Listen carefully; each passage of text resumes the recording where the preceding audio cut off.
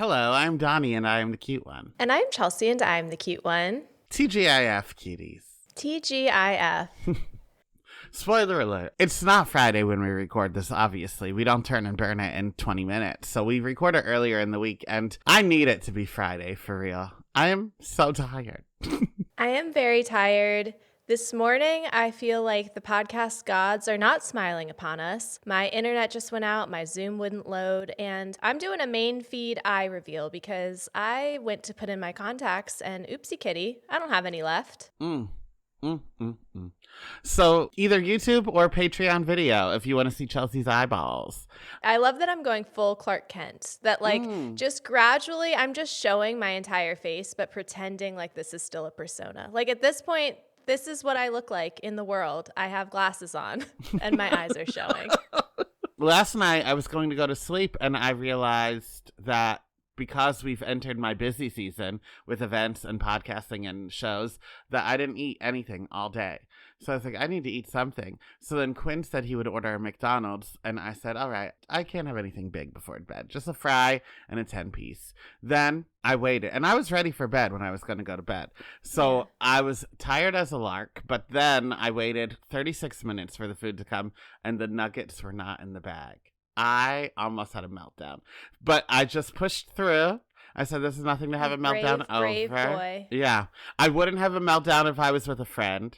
So let me not have a meltdown now, because I do treat Quinn differently. He sees me the worst. So I said, let me act. He is my friend now, nothing more. So let me treat him like a friend and not flip out over this missing 10-piece. I bet that was chilling for him to watch you go from what he expected to then friend treatment. Like, I bet that was like a horror movie where he's like, when am I going to be murdered? Well, right now, because he does a thing where I don't think he felt wrong. He felt bad. He felt bad that I didn't get what I wanted. So when he feels bad, he tries to validate it. So then me trying to not want to murder someone was eating these fries, and he said, well, you weren't going to eat anything, at least you got these fries. And my eye said, yeah, that's the Kill Bill music. Well, how was your Thanksgiving? Jinx. Let's talk about yours first. Okay. I mean, I'm scared to say this out loud. I'm still waiting for that other shoe to drop. I'm waiting for the Kill Bill music to begin because I feel like I've been lured into like a false sense of security. There was no drama. Not one tiff, not one passive-aggressive comment, no drama. It was wonderful. Very delightful, very easy breezy, beautiful cover girl. I can't say the same.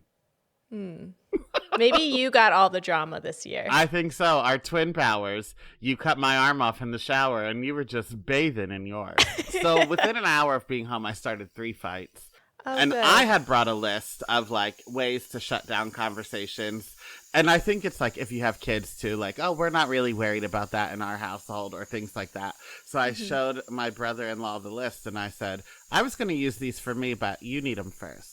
And my mom was like, what is that?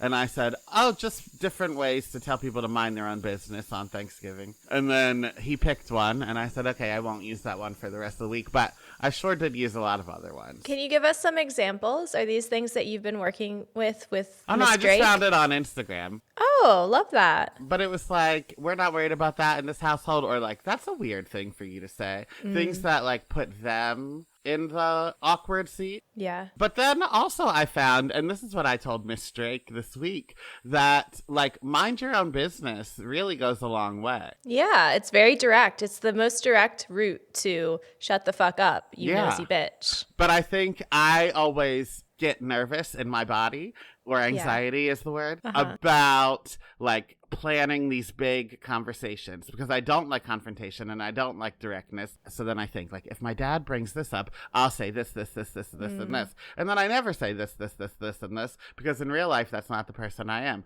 But that's none of your business is very easy to say, and there's really nothing they can say in return. Right. There's no rebuttal because even if they say it is my business, you can say, no, it's not. And then it's still shut down because there's no arguing the fine points and there's no loopholes and there's no like ways of moving the goalposts to get to the other side. It's just like, no, stop. Yeah, I said it at least 4 times on Thanksgiving. So then I told Miss Drake about that because I said, I always spend, I hate wasting my time. I always spend so much time wasting my time thinking of these things and being upset for a full day over it. And then there are conversations that don't even happen. I said, from now on, I'm just going to tell everyone, mind your own business. And then that made her laugh. And she's like, well, I don't know if we need to do that. So basically, when this podcast turns from I am the cute one to mind your own business, you cuties know why. When I ask a question for us to go on a tangent because we're covering a movie and you say, mind your own business, bitch. Yeah, exactly. Now, surprisingly, one of the fights was not when I made my family play Big Brother Express. That was fight-free. I'm happy for you. Thank you. The biggest fight was my sister was upset because I kept saying, we're going to play Big Brother Express, we're going to play Big Brother Express. And because you're the youngest, you get to be head of household. And she was like, oh, I can't wait. But then during Thanksgiving dinner, we were doing a weird thing where kind of like points for Gryffindor, but like I would just award points randomly throughout the dinner. And again, for nothing. I forgot about Big Brother Express at this point. So I'm like 1,000 points for my mom, 10 points for my dad, 5,000 points for me. You were your very own Gryffindor. You were Dumbledore giving yourself points so that you would always win at the end. Yeah, but then my mom answered some sort of radio question. What is the only word in the English language with 3 letters that repeat right after each other? Address. No. Spelling's not my forte. So anyway. Edamame. Bookkeeper. Ookkee. She got that? Quickly. She got that quickly. Donny, that's a point in the autism category for you. Are you gay or are you autistic? Your mom being able to know bookkeeper right away, I think, 10 points for Gryffindor. Yeah, that makes sense. I should say 10 points for Ravenclaw, am I right? I kept thinking meatloaf, and that doesn't have any double letters, actually. But once I got the word meatloaf in my head, I truly couldn't shake it. I would do anything for a radio show host. My mom, however, got bookkeeper right off the bat. So I was like, oh my God, 5,000 points. So then when I said, time to play Big Brother, Callie was ready to be first head of household. And my mom said, well, I won the dinner game. And I was like, oh. Well, then you're first head of household. So you started off on a bad note. You had a target on your back, but an immediate alliance with your mom. And that's why my mom put up my dad and my brother-in-law. She saved her 2 children from the block. So then lovely. I knew the kind of people I was playing with. My sister voted my dad out to keep her husband. So then I did the opposite. My mom was the tiebreaker, got rid of my dad. So now I know. So now my dad was out of the game. As passionate as I am about playing games, my dad is that passionate about winning games. If there is a game that can be unfair, he will yell at you in the middle of the game. So it's better just fun. to get him out early. It's better not to play with him at all, actually. I really thought this would be a fight, but I didn't care. I wanted to play. If somebody brought up their concerns, you said, mind your business. Apples to apples, he's terrible to play with. That's a children's game. I know, but because it's based on what the judge wants. So I see. It's subjective. Yeah, if the word is gravity and he puts down whatever, Isaac Newton or whoever invented gravity, and then I put down Idina Menzel. Yeah, and then I won, he'd be like, well, this is stupid. How can you have something better than Isaac Newton? I'm like, okay, well, that's why you're not winning. And anyone that says they want to fuck my dad after the things I posted, I hope you heard that story. This is who you want to fuck? This is your king? Anyway, back to Big Brother. Also, no offense to your family. I really do hope that your mom never learns how to, and I quote, watch a podcast. I'm very excited for the day that I meet them in person. But may I suggest the people that want to fuck your dad, maybe go take a gander on our Patreon, perhaps some of our trauma dumping episodes, maybe get the full scope of the man behind the knock knock jokes, you know? Yeah, please, thank you. So then he was out, but I knew in advance, if I make it to the final 2, my dad will hold a grudge against my mom and against my sister. You're sick. So I was like, I need to make it to the final 2, and then my dad will give me that vote. Spoiler alert, that's what happened. So then I got my mom's vote. She would never vote against her baby. And I got my dad's vote because he was still petty about that first round. You're sick. I also love that this podcast is just turning into a weekly Big Brother Express recap where you tell us about your version of Big Brother. I know. And then when I was thinking about how often I do play and how much the cuties love listening, I don't know if they do, but I love telling it to the cuties. I was thinking, like, is there any way I can make young children play this weekend? But I don't think we're there yet. I'll wait till they're both over 10. At least over 8. I think my oldest could get For down sure. with it because they were watching the Is It Cake show. It was so cute, Donny. Thanksgiving morning, they were both out there wrapped in a blanket eating Cheez-Its because, you know, there are no rules in my house anymore. I've lost total control. 9 a.m. under the blanket eating Cheez-Its, watching Is It Cake, giggling, laughing, like they were recapping the show. Ah. I came into the room and my oldest goes, "Oh, sit down, Mommy. You're going to love this show. It's like Big Brother, but far less interesting." Oh, wow. I'm going to make them watch Human vs. Hamster. As long as Richard Gere is not the host. No, he's not. It is a hamster maze, you know, like with a wheel and like walls and stuff. But then there's a human-sized one too, and a hamster, and you run the same exact course, and you see who wins. Iconic. Now I'm just preparing for your visit. I am worried because we are going to see Wicked together. I do think I'm going to like it. And I have something that I'm waiting to tell you at our live show. I'm not going to spill the tea here, but... Did you see the movie already? No. Oh. Imagine. Okay. But that rage that you just felt for that 2 seconds where you thought that I could have seen the movie, hold on to that because what I'm going to tell you might spark the same emotion inside of the heart. But anywho, all of that aside, I also know I'm going to like it more than the movie that I most recently saw in the movie theaters, which is Moana 2. Oh, no. Was it bad? I wanted to drown myself, Donny. I was hoping that Maui wouldn't come and save me. I could just sink to the bottom of the sea. There were so many songs that it was like AI took Lin-Manuel Miranda's like, I'm going to talk really fast and kind of rap, but here I go. Yeah. But then an AI bot did that. And then one thing about that style of song, it's not for everybody. And God bless them, The Rock tried, but I can't believe we went from You're Welcome to whatever travesty Maui was singing this time. I did not enjoy myself. See, Lin is needed. He is cringy. He is not a good actor or singer, but my God, can he write a bop? Eliza! Well, I'm not going to say anything about him because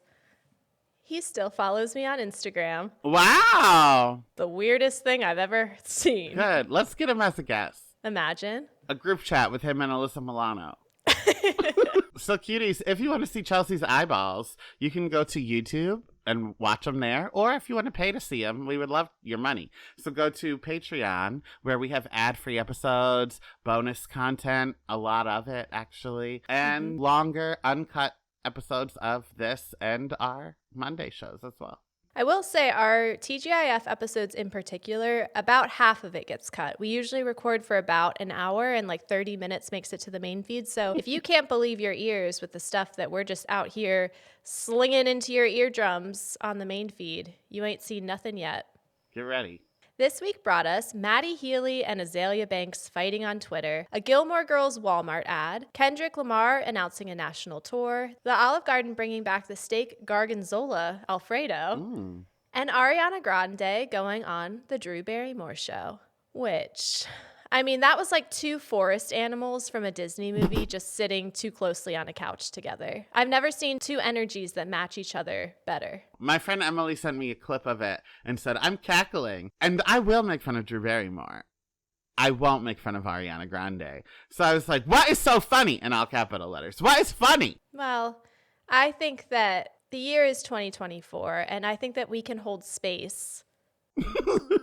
We can hold space for two truths. And one is that Ariana Grande, a national treasure. The other truth is she's funny as shit because she's so earnest in her batshit craziness. No, there's an interview now with Kristen Chenoweth and Idina Menzel because they were the who played them originally. So it's the four of them. Are they all talking over each other? All four of them now? Kind of. Kristen Chenoweth does, but she matches the energy of Ariana and Cynthia. So those three are all crying. And then Idina isn't, but wants to. So she's like, yeah. She's like squeezing out a brave tear. That is funny. I think that the Cuties loved the Wicked interviews because it's the exact energy of us. That is just two bitches talking over each other. Except someone didn't edit it out. Right. Like I at least scooch the audio a little bit. So when we overtalk on the main feed, it's just like one word. But we just I just start a sentence and you're like not even close to halfway done yours. We're going to do something a little special today for the holiday seasons, cuties. Everybody's coming down from Thanksgiving, gearing up for Christmas, Hanukkah, Kwanzaa, whatever festivities are in your future. So we're going to talk about Netflix movies because both Donny and I have been on a tear of holiday Hallmark adjacent movies that are exclusive to Netflix.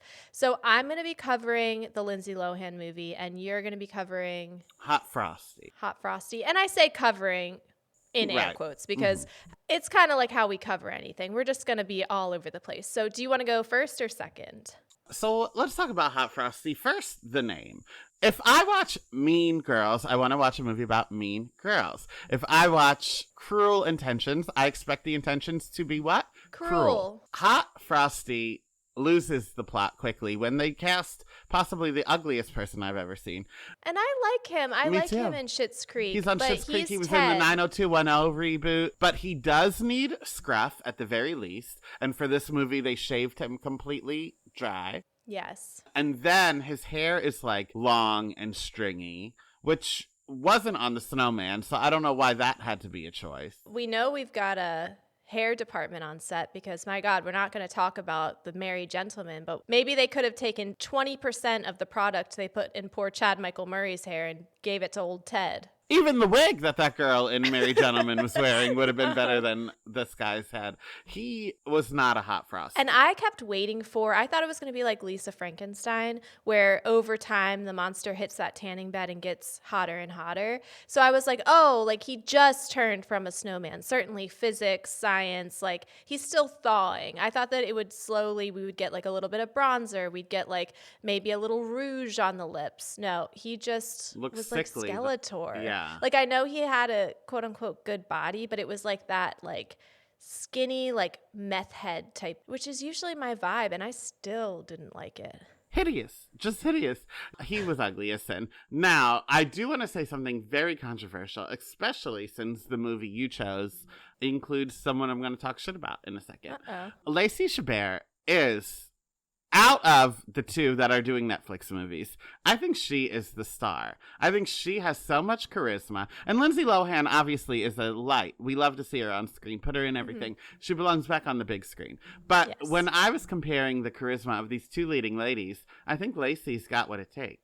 Well, because Lacey made me believe that she saw this snowman turned quote unquote hot man. She made me believe that she wanted to fuck that popsicle stick. Yeah. And I think that is acting. If you can make me believe that you're going to take this childlike snowman, bring him into your home and let him fix your plumbing, that's some movie magic right there. I agree. And Lindsay, again, I do love, but she is always just Georgia Rule. Like a raspy, talk back in, slightly flustered girl. And you can put that girl wherever you need to put her, whether that's being essayed in a creek out in Georgia Rule or hanging Christmas trees with Mr. Fitz. But it still is always the same energy, where Lacey can really bring us a new delight. I disagree, and I don't know if we necessarily need to be going out of our way to pit the women of Netflix against each other, but I will agree that Lacey Chabert, or as Dr. Bald pronounces her name, Lacey Chabert, I do think that she is a delight, and I'm really glad that she has found her footing as like a top tier Netflix Christmas movie girly. Well, okay, I do agree with myself, but I also... Counterpoint. We were getting too far away from my thesis statement.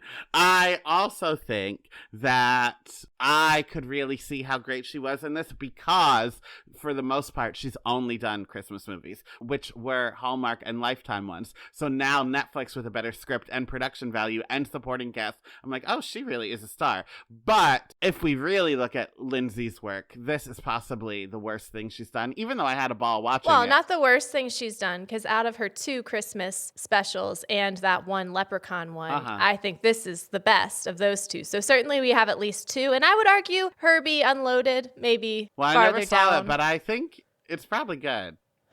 Okay. So knowing what I've seen her in and comparing it to that, I'm like, Lindsay, not your best. But this, Lacey, this is possibly your best. Now, I did talk about the supporting cast, and this supporting cast is not as strong as the supporting cast in Our Little Secret or Merry Gentlemen, but it's still decent. We have Joe Lo Truglio from Brooklyn Nine-Nine, Craig Robinson from that and The Office, Katie Mixon from American Housewife, which, let me put a pin in this really quick. If you are looking for a sitcom to binge, if you want to ho through these holidays, put on American Housewife right now. I don't know where it's available, maybe Disney Plus, maybe Hulu, but it is the funniest sitcom of all time. Is it because it's about a fat suburban mom and I can relate to that as a child? Yes, possibly. That's why I liked Roseanne. They do own a pet pig, so it is white trash adjacent. It's like Gen Z's Roseanne. It's like if Brittany and Jax got a sitcom about their lives, but they made the two characters like each other a little bit more. Yeah, it is like that. Uh-huh. But Cuties, if you do start to binge, you can stop watching when they recast the daughter. Once Anna Cat 1.0 leaves, you can too. No offense to the new girl. And then also in this movie, Chrishell from Selling Sunset is in one scene with 3 lines and then never seen from again. Yeah. And and I don't follow Chrishell on social media, but that she was pumping out the promo. Like, wait till you see me in my Netflix movie. Yeah. I don't understand. She is an actress. Like, this is not like someone bringing Paris Hilton in for like, oh, you are a star on TV. Let's bring you in and get some lines. Chrishell started on daytime soap operas. But I think that's actually kind of the magic of these Netflix holiday movies they're putting out, is that there are these random ass cameos. And I like that it's kind of like you don't know what type of role the person is. Like if they ever move to murder mysteries the way that they do on SVU, we won't have the trope where when you see the most famous person on screen, you know that they're the bad guy that's going to get the big monologue at the end, because you don't know. Because it could just be, oh, there's Chrishell for 3 lines, never to be seen again. That's true. Now, what I hope they do is bring a sequel to this, and she comes back for a bigger part.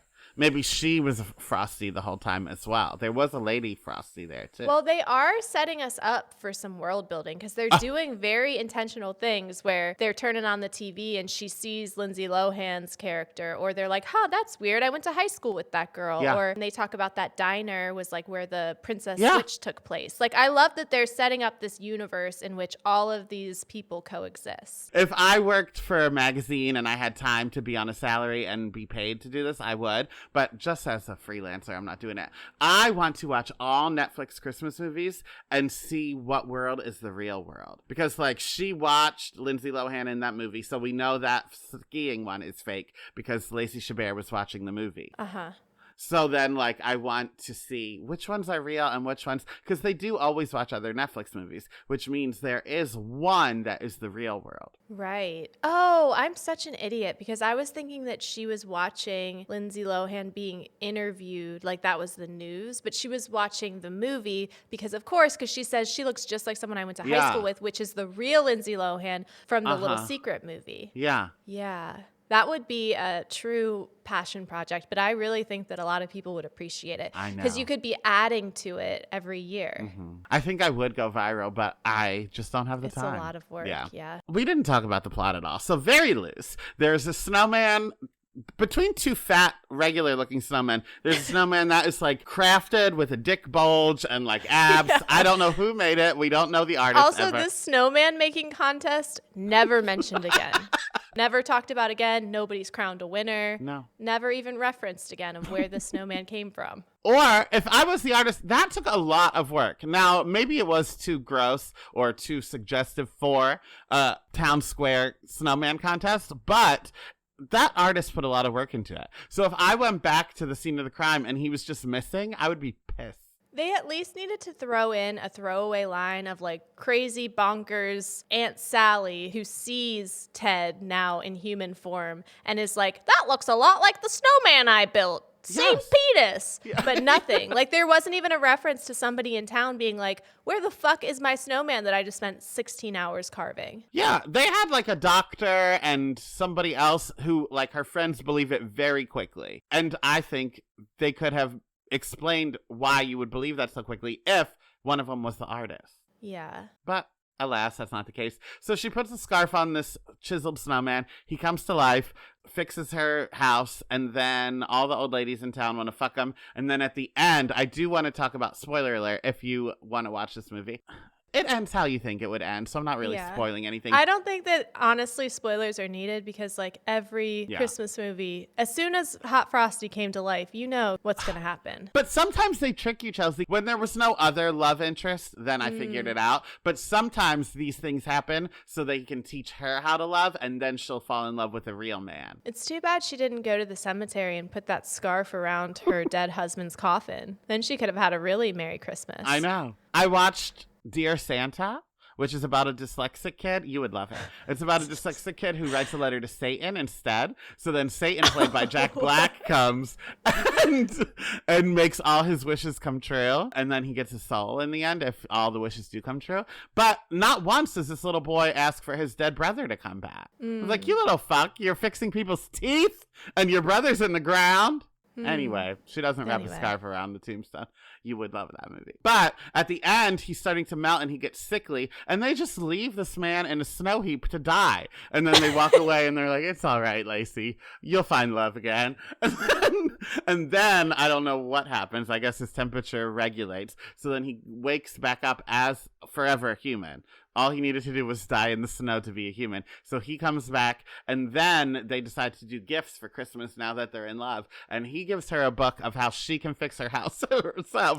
And I get it, like, independent woman, but to me it sounded like I'm sick of doing this shit. And she gives him a cruise. Yeah, not comparable gifts. Also, I found it very relatable. Like, he locked it down. He became a human. He got what he needed out of the deal. And he's like, oh, all those things I was doing, me fixing the roof, me doing handyman stuff around the house, that's not going to be happening anymore now that I know that I'm not going to perish as soon as your HVAC system gets fixed.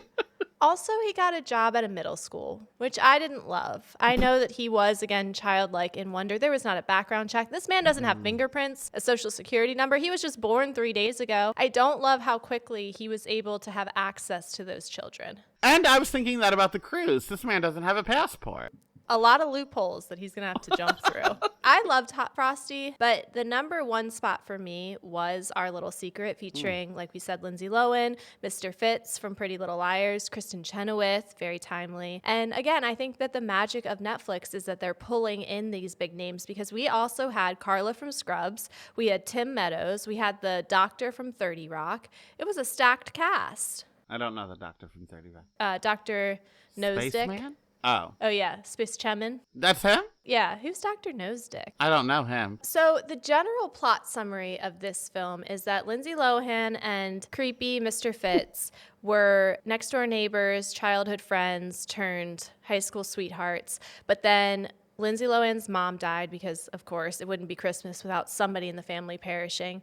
And she moved away to London. Mr. Fitz blew his chance. They break up. 10 years later, 2024, they're both dating different people, and they're going home for the holidays to meet their significant other's family when, dun, dun, dun, it turns out they're dating siblings, so they're both having to win over the sassy mother-in-law, Kristen Chenoweth, who this is a role she was born to play. Well, it's the only role she does play, so I'm glad you think that. But she shined. The, like, bless her heart type of just asshole of a woman. Oh, she was wonderful. If we can, I don't think it's available to stream anywhere, and it's not on our secret website, but if we can find a way to watch GCB, did you ever watch that? Mm-mm. An ABC nighttime soap as well. And GCB stands for Good Christian Bitches, and it's about this woman who moves to a small southern town, and all the ladies in town are very, like, judgmental because they're so Christian and she's a heathen. And Kristen Chenoweth is the main bitch. Oh, I love that. So she's like the middle-aged version of Mandy Moore in Saved. Yes, yeah.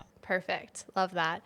So again, the thing I like about Netflix is it's almost like a wink and a nod. It's like kind of satire, but also just doing the same thing that Hallmark's doing. It's like they took the formula, but they're like upping the ante a little bit. So on Hallmark, we're not even drinking wine. Most of the time, we're just deep-throating hot cocoa from sunup to sundown. But on Netflix, not only do we have people getting drunk, but we also have Lindsay Lohan eating THC gummies and having perhaps the world's longest trip. I don't think it's satire. I think they're just good. I think they say, if this was a real movie, what would happen? Because what happens in Lifetime movies would never happen in a real movie. Like, it's nothing that happens. Nothing high stakes, nothing funny. It's just people walking around in the snow, and like, even the things that are supposed to be charming and funny never are. But these things are scenes you would see in real movies, like a THC trip, or like pretending the dog ate something it's not supposed to. Like, that is something you could see in Girls Trip. Yeah. I do think that on the spectrum of full Hallmark movie to like Family Stone, the Little Secret, Our Little Secret or whatever, My Little Pony, whatever this movie is called, it's closer to Family Stone than it is like, you know, about a Bulgarian princess teaching the prince how to ice skate and marrying a chimney sweep. I don't know, whatever is premiering on Candace Cameron Burr's God channel. But I also think that there is a wink and a nod. Like in your movie, when she tells the whole town, like, hey, by the way, this guy I want to fuck was 3 snowballs put together just mere minutes ago. And everybody's like, yeah, we totally get it. Like, I think that's a nod to like the absurdity of an entire town totally 100% being on board with Hot Frosty. Yeah. But I think that you are right that it also is just like better writing. Yeah. And better acting and better actresses. I think if we would look at the IMDb profiles of the writers, I think if we look at the Bulgarian princess one, probably all she's ever done is Hallmark. But if we look at these movies, maybe they wrote an episode of 30 Rock. Or Hey Dude at the very least. Yeah, I would agree with that. Yeah. I think we're on the same side. We like to argue, so we find a way to argue with each other even when we're saying the same thing in different words. So obviously, while this is all going on, Lindsay's trying to win over Kristen Chenoweth. Mr. Fitz still dating somebody way too young for him. Disgusting. At least she's out of high school, I suppose. But it turns out everybody has secrets. So like moms and dads are fucking each other. The gay little brothers like blackmailing people. Like everybody's got their own secrets. And obviously it all ends with hijinks and a woman with dementia blowing up everybody's spot. But overall, I'm loving all of these movies. We did not, like I said, we did not talk about The Merry Gentleman because it was far and away the worst of the 3 for me. Between the hair and the plot and Aunt Zelda's Kermit voice. No, that's just her voice.